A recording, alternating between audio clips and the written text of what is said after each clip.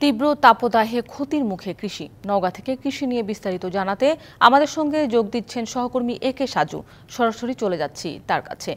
সাজু, আপনি তো একটু আগে আমরা জেনেছি যে ক্ষেত শুকিয়ে যাচ্ছে নওগাঁয় এবং গাছ থেকে আমের গুটি ঝরে যাচ্ছে।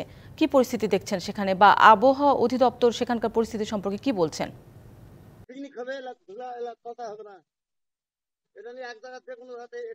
মৌসুমী, ধন্যবাদ আপনাকে জানিয়ে রাখি, উত্তরের এই নওগাঁ জেলা কিন্তু পুরোপুরি কৃষির উপর নির্ভরশীল। আর এই কৃষির প্রধান ফসল হচ্ছে এই বুড়ো চাষবাস।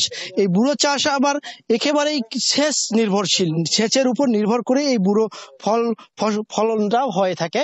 এই বুড়োর ফলন বিপর্যয় দেখা দিয়েছে, কারণ সেচের অভাব। যে কৃষি বিভাগ বলছেন যে 2 থেকে 3 ইঞ্চি পুরো করে পানি দিতে হবে, কিন্তু সেটা দেওয়া সম্ভব হচ্ছে না। এক সাইডে পানি দিলে অন্য সাইডে এক বেলা না যেতেই পানি শুকিয়ে যাচ্ছে। তীব্র যে মৃদু বা যে মাঝারি যে তাপ প্রবাহ বইছে, এই কারণে বেশিক্ষণ পানিটা টেকসই হচ্ছে না।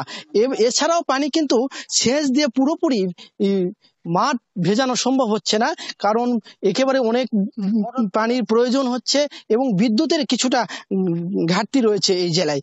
এছাড়াও আপনাকে জানিয়ে রাখি, নওগাঁয় কিন্তু আম চাষ, আপনি জানে থাকবেন যে আমের উপর আম চাষে ঝুঁকছে কৃষকরা। এই আম চাষেও কিন্তু বিপর্যয় দেখা দিয়েছে।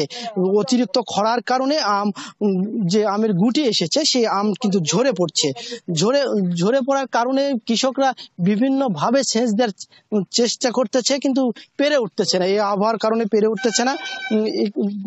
দিন দিন যে এই আমের যে গুটি, সেটা দিন দিন ঝরে পড়ছে। আর এর কারণে এতে আমেরও যে একটা ফলন এবার যে বিপর্যয় হবে এমনটি আশা করছে বা এমনটি সম্ভাবনা দেখা দিয়েছে নওগাঁতে।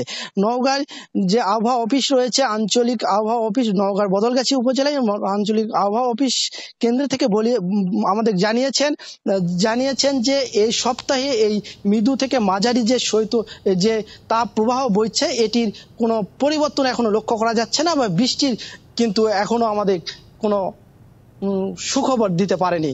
এমনটি ছিল মৌসুমী, নওগাঁ থেকে। সাজু, আপনাকে ধন্যবাদ।